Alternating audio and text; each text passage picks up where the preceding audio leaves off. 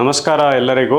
ನಾನು doctor Karthik Rishi, radiation oncology specialist, Shankara cancer hospital ಬೆಂಗಳೂರಿಂದ. ಇವತ್ತು ನಾನು ನಿಮಗೆ ರೇಡಿಯೋಥೆರಪಿ ಬ್ರೆಸ್ಟ್ ಕ್ಯಾನ್ಸರಲ್ಲಿ ಯಾವಾಗ ಕೊಡ್ತೀವಿ, ಹೇಗೆ ಕೊಡ್ತೀವಿ ಅಂತ ಮಾಹಿತಿ ಕೊಡೋಕ್ಕೆ ಇಷ್ಟಪಡ್ತೀನಿ. Breast cancer one of the commonest cancers ಇಂಡಿಯಾದಲ್ಲಿ. ಈಗ ಬರ್ತಾ ಅದರ ಇನ್ಸಿಡೆನ್ಸ್ ಜಾಸ್ತಿ ಆಗ್ತಾ ಇದೆ. ಮತ್ತು ಈ ಸಿಟಿ ಮತ್ತು ಅರ್ಬನ್ ವಿಮೆನಲ್ಲೂ ಕೂಡ ಅದು ಹೆಚ್ಚಿಗೆ ಕಾಣಿಸ್ಕೊಳ್ತಾ ಇದೆ ಇವಾಗ. ಸೊ ಬ್ರೆಸ್ಟ್ ಕ್ಯಾನ್ಸರ್ ಟ್ರೀಟ್ಮೆಂಟಲ್ಲಿ 3ರಿಂದ 4 ಥರ ಟ್ರೀಟ್ಮೆಂಟು ನಡೆಯುತ್ತೆ. ಫಸ್ಟು ಯೂಶ್ವಲಿ ಸರ್ಜರಿ ಅಥವಾ ಕೀಮೋಥೆರಪಿ ಆಗುತ್ತೆ. ಸರ್ಜರಿ ಆದಮೇಲೆ ನಾವು ಅದನ್ನು ಟಿಶ್ಯೂನ ತೆಗೆದು ಟೆಸ್ಟಿಗೆ ಕಳಿಸ್ತೀವಿ. ಅದನ್ನು ನೋಡಿಕೊಂಡು ನೆಕ್ಸ್ಟ್ ಟ್ರೀಟ್ಮೆಂಟ್ ಯೂಶ್ವಲಿ ಡಿಸೈಡ್ ಮಾಡಬೇಕಾಗತ್ತೆ. ಸುಮಾರು ಹೆಂಗಸರಿಗೆ ಸರ್ಜರಿ ಆದಮೇಲೆ ಕೀಮೋಥೆರಪಿನೂ ಕೂಡ ಕೊಡಬೇಕಾಗಿ ಬರುತ್ತೆ. ಕೀಮೋಥೆರಪಿ ಜೊತೆಗೆ ಕೆಲವು ಹೆಂಗಸರಿಗೆ ಬಂದ್ಬಿಟ್ಟು ನಾವು ಹಾರ್ಮೋನ್ ಥೆರಪಿ ಮತ್ತು ಟಾರ್ಗೆಟೆಡ್ ಥೆರಪಿ ಅಂತಲೂ ಕೂಡ ಕೊಡ್ತೀವಿ. ಇದು ಒಂದು ಭಾಗ. ಇದ್ರ ಜೊತೆಗೆ ಸುಮಾರು ಮಹಿಳೆಯರಿಗೆ ರೇಡಿಯೇಷನ್ ಕೂಡ ಕೊಡಬೇಕಾಗಿ ಬರುತ್ತೆ. ಸೊ ಈ ರೇಡಿಯೇಷನ್ ಅನ್ನೋದು ಏನು, ಯಾವಾಗ ಕೊಡ್ತೀವಿ ಬ್ರೆಸ್ಟ್ ಕ್ಯಾನ್ಸರಲ್ಲಿ? ರೇಡಿಯೇಷನ್ ಅನ್ನೋದು ಕಣ್ಣಿಗೆ ಕಾಣದೇ ಇರೋವಂಥ ಮೈಕ್ರೋಸ್ಕೋಪಿಕ್ ಡಿಸೀಸ್ ಅಂತ ಹೇಳ್ತೀವಿ. ಅದನ್ನು ನಾವು ತೆಗಿಯಲು ರೇಡಿಯೇಷನ್ ಕೊಡಬೇಕಾಗತ್ತೆ. ಇದು ಯಾವಾಗ ಅಂದರೆ, ಈಗ ಆಪ್ರೇಷನಲ್ಲಿ ಏನು ಮಾಡ್ತಾರೆ ಅಂದರೆ, ಸರ್ಜನ್ನು ಕಣ್ಣಿಗೆ ಏನು ಕಾಣುತ್ತೋ ಆ ಗಡ್ಡೆನ ಬ್ರೆಸ್ಟಿಂದ ತೆಗಿತಾರೆ. ಆದರೆ ಅಲ್ಲಿ ಏನಾಗುತ್ತೆ ಅಂದರೆ, ಆ ಗಡ್ಡೆ ಅಕ್ಕಪಕ್ಕ ಕಣ್ಣಿಗೆ ಕಾಣದೇ ಇರೋವಂಥದ್ದು, ಯಾವ ಸ್ಕ್ಯಾನಲ್ಲೂ ಕೂಡ ಕಾಣದೇ ಅಂಥ ಕಾಯಿಲೆ ಉಳ್ಕೊಂಡಿರತ್ತೆ.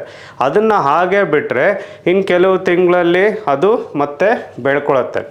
ಸೊ ಇದು ಬೆಳ್ಕೊಳ್ದೇ ಇರಲಿ ಅಂತ ರೇಡಿಯೇಷನ್ ಕೊಡ್ತೀವಿ. ಎರಡನೇದು, ಬ್ರೆಸ್ಟಲ್ಲಿ ಒಂದು ಭಾಗದಲ್ಲಿ ಗಡ್ಡೆ ಬಂದರೆ ಅದೇ ಬ್ರೆಸ್ಟಲ್ಲಿ ಬೇರೆ ಭಾಗದಲ್ಲಿ ಬರೋ ಅವಶ್ಯಕತೆಯೂ ಇದೆ. ಸೊ ಅದನ್ನು ಕೂಡ ತಡೆಯಲು ನಾವು ರೇಡಿಯೇಷನನ್ನು ಕೊಡ್ತೀವಿ. ಸೊ ಸರ್ಜರಿ ಅನ್ನೋದು ಬ್ರೆಸ್ಟ್ಗಳಿಗೆ 2 ಥರ ಇರುತ್ತೆ. ಒಂದು, ಪೂರ್ತಿ ಬ್ರೆಸ್ಟನ್ನೇ ಸರ್ಜನ್ ತೆಗೆದುಬಿಡ್ತಾರೆ, ಮ್ಯಾಸ್ಟೆಕ್ಟಮಿ ಅಂತ ಹೇಳ್ತೀವಿ. ಆವಾಗ ಏನಾಗುತ್ತೆ ಅಂದರೆ, ತುಂಬ ಅರ್ಲಿ ಸ್ಟೇಜ್ ಇದ್ದರೆ, ಈಗ ಫಸ್ಟ್ ಸ್ಟೇಜ್ ಅಥವಾ ಸೆಕೆಂಡ್ ಸ್ಟೇಜ್ ಇದ್ದಾಗ ಬ್ರೆಸ್ಟನ್ನು ಪೂರ್ತಿ ತೆಗೆದುಬಿಟ್ರೆ ಆವಾಗ ರೇಡಿಯೇಷನ್ ಅವಶ್ಯಕತೆ ಇರೋದಿಲ್ಲ. ಆದರೆ ಚೂರು ಅಡ್ವಾನ್ಸ್ಡ್ ಸ್ಟೇಜ್ ಇತ್ತು ಅಂದರೆ, ಈಗ ನಾವು ಒಂದು ಗಡ್ಡೆ ಸೈಜನ್ನು ಮೆಷರ್ ಮಾಡ್ತೀವಿ, ಅದು 5 ಸೆಂಟಿಮೀಟರ್ ಹೆಚ್ಚಿಗೆ ಇತ್ತು ಅಂದರೆ ಆವಾಗ ರೇಡಿಯೇಷನ್ ಕೊಡಬೇಕಾಗತ್ತೆ. ಅದೇ ಥರ ಕೆಲವು ಮಹಿಳೆಯರಿಗೆ ಆ ಗಡ್ಡೆ ಬಂದು ಚರ್ಮದವರೆಗೂ ಹೋಗ್ಬಿಟ್ಟಿರತ್ತೆ, ಈ ಥರ, ಅಥವಾ ಹಿಂದ್ಗಡೆ ಬೋನ್ವರೆಗೂ ಹೋಗ್ಬಿಟ್ಟಿರತ್ತೆ. ಈ ಥರ ಸಿಚುವೇಷನಲ್ಲಿ ಮ್ಯಾಸ್ಟೆಕ್ಟಮಿ ಮಾಡಿದಾಗ, ಬ್ರೆಸ್ಟನ್ನು ಪೂರ್ತಿ ತೆಗೆದಾಗ ನಾವು ರೇಡಿಯೇಷನ್ ಕೊಡಬೇಕಾಗತ್ತೆ. ಮೂರನೇದು, ಕೆಲವು ಮಹಿಳೆಯರಿಗೆ ಬರೀ ಬ್ರೆಸ್ಟಲ್ಲಿ ಮಾತ್ರ ಇರೋದಿಲ್ಲ, ಅಲ್ಲಿಂದ ಕಂಕ್ಳಿಗೂ ಕೂಡ ಹರಡಿರತ್ತೆ. ಈ ಥರ ಗಡ್ಡೆ ಹರಡಿದಾಗ ಅಲ್ಲಿಗೂ ಕೂಡ ನಾವು ರೇಡಿಯೇಷನ್ ಕೊಡಬೇಕಾಗತ್ತೆ. ಸೊ ಇದು ಕಾಯಿಲೆ ತುಂಬ ಅರ್ಲಿ ಸ್ಟೇಜ್ ಇಲ್ಲದೆ ಇರಬೇಕಾದ್ರೆ, ಒಂಚೂರು ಅಡ್ವಾನ್ಸ್ಡ್ ಸ್ಟೇಜ್ ಅಂತ ಹೇಳ್ತೀವಿ, 3rd ಸ್ಟೇಜಲ್ಲಿ ಇದ್ದಾಗ ನಾವು ರೇಡಿಯೇಷನ್ ಕೊಡಬೇಕಾಗತ್ತೆ. ಇದು ಒಂದು ಥರದ ಸರ್ಜರಿ.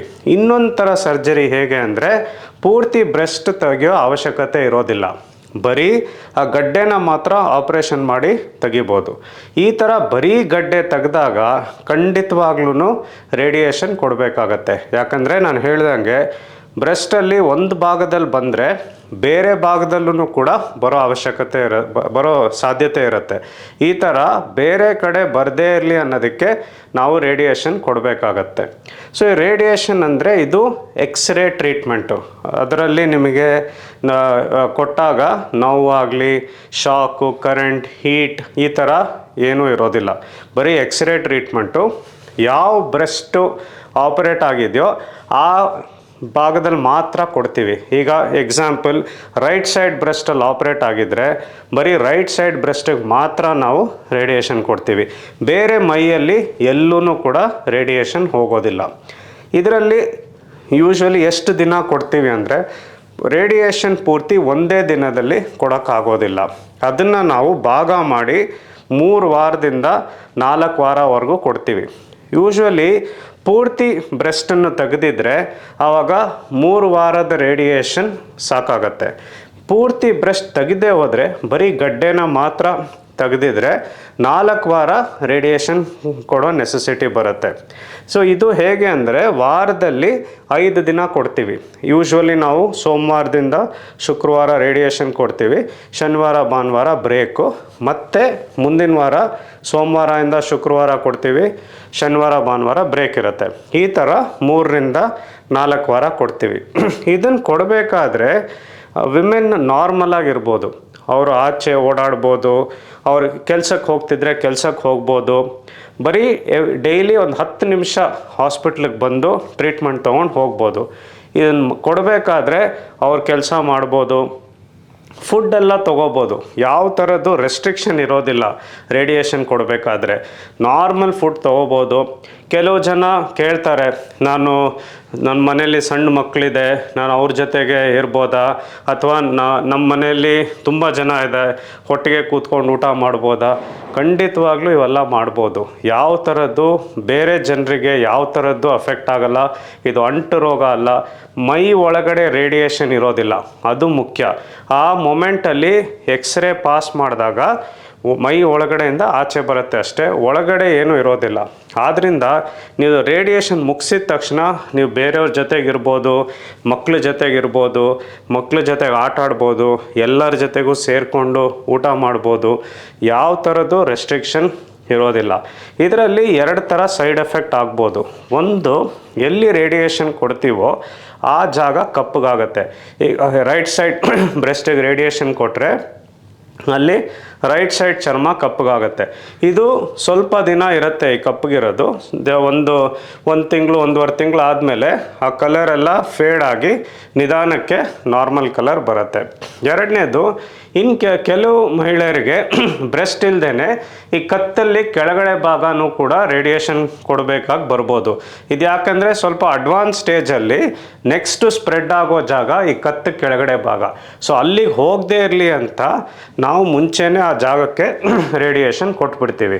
ಸೊ ಅದರಿಂದ ಕತ್ತು ಕೆಳಗಡೆ ಭಾಗ ಕೊಟ್ಟಾಗ ಅಲ್ಲೂ ಕೂಡ ಚರ್ಮ ಸ್ವಲ್ಪ ಕಪ್ಪಗಾಗ್ಬೋದು. ಕೆಲವು ಜನಕ್ಕೆ ತುಂಬ ಖಾರ ಬಿಸಿ ನುಂಗಿದಾಗ ಚೂರು ನೋವು ಬರ್ಬೋದು. ಇದು ಯಾವುದು ಪರ್ಮನೆಂಟ್ ಇಲ್ಲ, ರೇಡಿಯೇಷನ್ ಕೊಡೋಷ್ಟು ದಿನ ಇರುತ್ತೆ, ಆಮೇಲೆ ನಿಧಾನಕ್ಕೆ ಎಲ್ಲ ನಾರ್ಮಲ್ ಬಂದ್ಬಿಡತ್ತೆ. ಸೊ 3ರಿಂದ 4 ವಾರ ರೇಡಿಯೇಷನ್ ತಗೋಬೇಕಾಗತ್ತೆ. ಇದೇ ರೇಡಿಯೇಷನಲ್ಲಿ ಈ ಲಾಸ್ಟ್ ಫ್ಯೂ ಇಯರ್ಸಲ್ಲಿ ಸ್ವಲ್ಪ ಅಡ್ವಾನ್ಸಸ್ ಆಗಿದೆ. ಯಾವ ಥರ ಅಂದರೆ, ಈಗ ಲೆಫ್ಟ್ ಸೈಡ್ ಬ್ರೆಸ್ಟ್ ಕ್ಯಾನ್ಸರ್ ಬಂದಾಗ ಅಲ್ಲಿ ಒಂದು ಸ್ಮಾಲ್ ಚಾಲೆಂಜ್ ಏನು ಅಂದರೆ, ಲೆಫ್ಟ್ ಸೈಡ್ ಬ್ರೆಸ್ಟ್ ಕೆಳಗಡೆ ಹಾರ್ಟ್ ಬರುತ್ತೆ. ಈಗ ಹಾರ್ಟಿಗೆ ಹೆಚ್ಚಿಗೆ ರೇಡಿಯೇಷನ್ ಹೋಗಬಾರ್ದು. ಹೆಚ್ಚಿಗೆ ರೇಡಿಯೇಷನ್ ಹೋದರೆ ಫ್ಯೂಚರಲ್ಲಿ ಹಾರ್ಟ್ ಪ್ರಾಬ್ಲಮ್ಸ್ ಬರ್ಬೋದು. ಸೊ ಅದನ್ನು ನಾವು ತಡೆಯೋಕ್ಕೆ ಪ್ಲ್ಯಾನಿಂಗ್ ಅಂತ ಮಾಡ್ತೀವಿ. ಸೊ ಮೊದಲು ಏನು ಮಾಡ್ತೀವಿ ಅಂದರೆ, ನಾರ್ಮಲ್ ಆಗಿ CT ಸ್ಕ್ಯಾನ್ ಮಾಡ್ತೀವಿ. ಇದು ರೈಟ್ ಸೈಡ್ ಆಗಲಿ ಲೆಫ್ಟ್ ಸೈಡ್ ಆಗಲಿ ಪ್ರಾಸೆಸ್ ಸೇಮೇನೆ. ಒಂದು CT ಸ್ಕ್ಯಾನ್ ಮಾಡಿಬಿಟ್ಟು ಕಂಪ್ಯೂಟ್ರಲ್ಲಿ ಪ್ಲ್ಯಾನ್ ಮಾಡ್ತೀವಿ. ರೇಡಿಯೇಷನ್ ಯಾವ ಥರ ಕೊಡಬೇಕು, ಹೇಗೆ ಕೊಡಬೇಕು, ಕೆಳಗಡೆ ಲಂಗ್ಸ್ಗೆಲ್ಲ ಹೋಗ್ದೇನೆ ನಾವು ಪ್ಲ್ಯಾನ್ ಮಾಡ್ಬೋದು. ಅದು ಲೆಫ್ಟ್ ಸೈಡ್ ಬಂದಾಗ ಒಂದು ಅಡಿಷ್ನಲ್ ಸ್ಟೆಪ್ಪನ್ನು ಕೂಡ ಮಾಡ್ಬೋದು. ಅದು ಹೇಗೆ ಅಂದರೆ, ಈಗ ನಾವು ನಾರ್ಮಲಾಗೆ ನಾವು ಉಸಿರು ತೊಗೊಳ್ತೀವಿ, ಆಚೆ ಬಿಡ್ತೀವಿ, ಬ್ರೆತ್ತನ್ನು ಒಳಗಡೆ ತೊಗೊಳ್ತೀವಿ, ಆಚೆ ಬಿಡ್ತೀವಿ. ಅದನ್ನೇ ನಾವು ಸ್ವಲ್ಪ ಜೋರಾಗಿ ಮಾಡಿದ್ರೆ, ದೊಡ್ಡ ಉಸಿರು ತೊಗೊಂಡು ಇಟ್ಕೊಂಡ್ರೆ ಏನಾಗುತ್ತೆ ಅಂದರೆ, ಹಾರ್ಟು ಮತ್ತು ಬ್ರೆಸ್ಟು ದೂರ ಹೋಗುತ್ತೆ. ಅದು ದೂರ ಹೋದಾಗ ನಮಗೆ ಎಕ್ಸ್ಟ್ರಾ ಗ್ಯಾಪ್ ಸಿಗುತ್ತೆ ರೇಡಿಯೇಷನ್ ಕೊಡೋಕ್ಕೆ.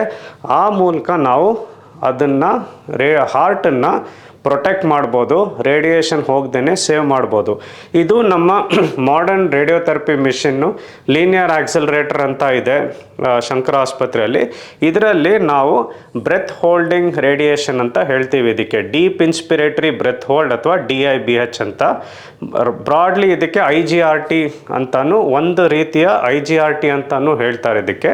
ಸೊ ಪೇಷಂಟ್ಗೆ, ಆ ಮಹಿಳೆಗೆ ದೊಡ್ಡ ಉಸಿರು ತೊಗೊಂಡು ಇಟ್ಕೊಳ್ಳೋಕೆ ಹೇಳ್ತೀವಿ. ಒಂದು 10 ಸೆಕೆಂಡು 15 ಸೆಕೆಂಡು ಅವ್ರ ಕೆಪಾಸಿಟಿ ಹೇಗಿದೆಯೋ ಆ ಥರ ಅವ್ರು ಇಟ್ಕೊಂಡ್ರೆ ಆ ಹಾರ್ಟು ಮತ್ತು ಬ್ರೆಸ್ಟು ಡಿಫ್ರೆನ್ಸ್ ಬರುತ್ತೆ, ಮೂವ್ ಆಗುತ್ತೆ.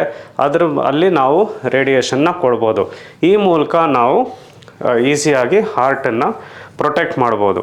ಇನ್ನೊಂದು ಅಡ್ವಾನ್ಸ್ಮೆಂಟ್ ಏನಾಗಿದೆ ಅಂತ ಹೇಳಿದ್ರೆ, ಕೆಲವು ಜನಕ್ಕೆ ಈಗ ತುಂಬ ವಯಸ್ಸಾಗಿದ್ದಾರೆ, 80 ವರ್ಷ 85 90 ವರ್ಷ, ಡೈಲಿ 4 ವಾರ ಬರೋಕ್ಕಾಗೋದಿಲ್ಲ. ಅಥವಾ ಇನ್ನು ಕೆಲವು ಜನ ಬೇರೆ ಊರಿಂದ ಬಂದಿರ್ತಾರೆ, ದೂರದಿಂದ ಬಂದಿರ್ತಾರೆ, ಹೆಚ್ಚಿನ ದಿನ ಬೆಂಗಳೂರಲ್ಲಿ ಇರೋಕ್ಕೆ ಸಾಧ್ಯ ಇರೋದಿಲ್ಲ. ಈ ಥರ ಇದ್ದಾಗ ನಾವು ಆ 4 ವಾರನ 5 ದಿನದಲ್ಲೂ ಕೊಡ್ಬೋದು. ಇದಕ್ಕೂ ಕೂಡ CT ಸ್ಕ್ಯಾನ್ ಮಾಡಿ ಪ್ಲ್ಯಾನ್ ಮಾಡಿ ಆ 4 ವೀಕ್ಸ್ ಅಲ್ಲಿ ಕೊಡೋ ಡೋಸನ್ನು 5 ಡೇಸಲ್ಲಿ ಕೊಟ್ಟು ಮುಗಿಸ್ಬೋದು. ಇದರಿಂದ ಏನಾಗುತ್ತೆ ಅಂದರೆ ಕೆಲವು ಏಜ್ಡ್ ಪೀಪಲ್ ಆಗಲಿ ಅಥವಾ ಬೇರೆ ಇಲ್ನೆಸ್ಸಿಂದ ಡೈಲಿ ಬರೋಕ್ಕಾಗಲ್ಲ, ಲಾಜಿಸ್ಟಿಕ್ಸ್ ಕಾರಣದಿಂದ ಡೈಲಿ ಬರೋಕ್ಕಾಗಲ್ಲ ಅಂದಾಗ ಈ 5 ಡೇಸನ್ನು ಮುಗಿಸ್ಬಿಟ್ಟು ಅವ್ರಿಗೂ ಅನುಕೂಲ ಆಗುತ್ತೆ, ಬೇಗ ಟ್ರೀಟ್ಮೆಂಟು ಕಂಪ್ಲೀಟ್ ಆಗುತ್ತೆ ಮತ್ತು ಎಫೆಕ್ಟಿವ್ ಆಗೂ ಇರುತ್ತೆ. ಇನ್ನೇನು ಅಡ್ವಾನ್ಸ್ಮೆಂಟ್ ಆಗಿದೆ ಅಂದರೆ ಕೆಲವು ಮಹಿಳೆಯರಿಗೆ ತುಂಬ ಅರ್ಲಿ ಸ್ಟೇಜ್ ಕ್ಯಾನ್ಸರ್ ಇರುತ್ತೆ. 1 ಸೆಂಟಿಮೀಟರ್ 2 ಸೆಂಟಿಮೀಟರ್ ಈ ಥರ ತುಂಬ ಸಣ್ಣ ಗಡ್ಡೆ ಇರುತ್ತೆ. ಆ ಥರ ಸಣ್ಣ ಗಡ್ಡೆ ಇದ್ದಾಗ ಇಡೀ ಬ್ರೆಸ್ಟಿಗೆ ರೇಡಿಯೇಷನ್ ಕೊಡೋ ಅವಶ್ಯಕತೆ ಇರಲ್ಲ ಕೆಲವು ಸಲ. ಆವಾಗ ಏನು ಮಾಡ್ತೀವಿ ಅಂದರೆ ನಾವು ಇಂಟ್ರಾ ಆಪ್ರೇಟಿವ್ ಬ್ರ್ಯಾಕಿಥೆರಪಿ ಅಂತ ಮಾಡ್ತೀವಿ. ಅದು ಏನಂದರೆ ಆಪ್ರೇಷನ್ ಮಾಡಬೇಕಾದ್ರೇ ಸರ್ಜನ್ ಯಾವ ಗಡ್ಡೆ ತೆಗಿತಾರೋ ಅಲ್ಲೇ ಅನಸ್ತೀಶಿಯಾ ಅಲ್ಲೇ ನಾವು ರೇಡಿಯೇಷನ್ ಟ್ಯೂಬ್ಸನ್ನು ಒಳಗಡೆ ಇಟ್ಬಿಡ್ತೀವಿ, ಮತ್ತು ಸರ್ಜನ್ ಸ್ಟಿಚ್ ಮಾಡಿ ಕ್ಲೋಸ್ ಮಾಡಿಬಿಡ್ತಾರೆ. ಆ ಜಾಗ ನಮ್ಗೆ ಏನು ಅಡ್ವಾಂಟೇಜ್ ಅಂದರೆ ಡ್ಯೂರಿಂಗ್ ಸರ್ಜರಿನೇ ರೇಡಿಯೇಷನ್ ಟ್ಯೂಬ್ಸ್ ಹಾಕೋದ್ರಿಂದ ನಮಗೆ ಕ್ಲಿಯರಾಗಿ ಕಾಣುತ್ತೆ ಯಾವ ಜಾಗಕ್ಕೆ ಹಾಕಬೇಕು, ಎಷ್ಟು ಹಾಕ್ಬೋದು ಅಂತ. ಈ ಇಂಟ್ರಾ ಆಪ್ರೇಟಿವ್ ಬ್ರ್ಯಾಕಿಥೆರಪಿಯಲ್ಲಿ ಅಡ್ವಾಂಟೇಜ್ ಏನು ಅಂದರೆ ನಾರ್ಮಲಿ ನಾನು ಹೇಳ್ದಂಗೆ 3 to 4 ವೀಕ್ಸ್ ರೇಡಿಯೇಷನ್ ನಡೆಯುತ್ತೆ ಎಕ್ಸ್ಟರ್ನಲ್ ರೇಡಿಯೇಷನ್ ಕೊಟ್ಟಾಗ. ಇದು ನಿಮಗೆ 5 ಡೇಸಲ್ಲೇ ಟ್ರೀಟ್ಮೆಂಟ್ ಕಂಪ್ಲೀಟ್ ಆಗುತ್ತೆ. ಅದೇ ಅಡ್ಮಿಷನಲ್ಲೇ ಟ್ರೀಟ್ಮೆಂಟು ಮುಗ್ದೋಗುತ್ತೆ. ಈಗ ಸರ್ಜರಿ ಮಾಡಿ ಪೇಷಂಟ್ ರಿಕವರಿ ಆಗ್ತಿದ್ದಂಗೆ ನಾವು ರೇಡಿಯೇಷನ್ ಕೊಟ್ಬಿಡ್ತೀವಿ. ಸೊ ಪೇಷಂಟ್ ಡಿಸ್ಚಾರ್ಜ್ ಆಗಿ ಮನೆ ಹೋಗೋ ಅಷ್ಟರಲ್ಲೇ ರೇಡಿಯೇಷನ್ ಟ್ರೀಟ್ಮೆಂಟು ಕೂಡ ಮುಗ್ದೋಗ್ಬಿಟ್ಟಿರುತ್ತೆ. ಸೊ ಇದು ಇಂಟ್ರಾ ಆಪ್ರೇಟಿವ್ ರೇಡಿಯೇಷನ್ ಅಂತ ಹೇಳ್ತೀವಿ. ಇದು ಕೆಲವು ಪೇಷಂಟ್ಸಿಗೆ ನಾವು ಮಾಡ್ಬೋದು ಮತ್ತು ಅಡ್ವಾಂಟೇಜು ಇದೆ. ಸೊ ಏನು ಸಮರೈಸ್ ಮಾಡ್ಬೋದು ಅಂದರೆ ಬ್ರೆಸ್ಟ್ ಕ್ಯಾನ್ಸರ್ಗೆ ರೇಡಿಯೇಷನ್ ತುಂಬಾ ಮುಖ್ಯವಾದ ಟ್ರೀಟ್ಮೆಂಟು. ಅದರಲ್ಲಿ ಏನು ಭಯ ಪಡೋವಂಥದ್ದು ಏನೂ ಇಲ್ಲ. ನಾರ್ಮಲಾಗೆ ಓಡಾಡ್ಬೋದು, ಕೆಲಸ ಮಾಡ್ಬೋದು, ಫುಡ್ಡೆಲ್ಲ ತೊಗೋಬೋದು, ಎಲ್ಲರ ಜೊತೆಗೂ ಇರ್ಬೋದು. Safe treatment. ಸೈಡ್ ಎಫೆಕ್ಟ್ಸು ತುಂಬಾ ಕಮ್ಮಿ. Skin colour main side effect dark ಆಗುತ್ತೆ. ಅದು ಕೂಡ ಬರೀ ಆ ಬ್ರೆಸ್ಟಲ್ಲಿ ಮಾತ್ರ ಆಗುತ್ತೆ. ಅದು ಕೂಡ ಟೆಂಪ್ರರಿ. ಒನ್ಸ್ ಟ್ರೀಟ್ಮೆಂಟ್ ಮುಗಿಸಿದ ಮೇಲೆ ಆ ಕಲರ್ ನಾರ್ಮಲ್ ಬರುತ್ತೆ. ಬೇರೆ ಯಾವ ಥರದ್ದು ಸೈಡ್ ಎಫೆಕ್ಟ್ಸ್ ಇರೋದಿಲ್ಲ. ಸೊ ರೇಡಿಯೇಷನ್ ಸೇಫಾಗಿ ತೊಗೋಬೋದು ಮತ್ತು ವೆರಿ ಎಫೆಕ್ಟಿವನ್ನು ಕೂಡ. It will improve your survival and ನೀವು ನಾರ್ಮಲ್ ಲೈಫ್ ಲೀಡ್ ಮಾಡ್ಬೋದು. Thank you very much.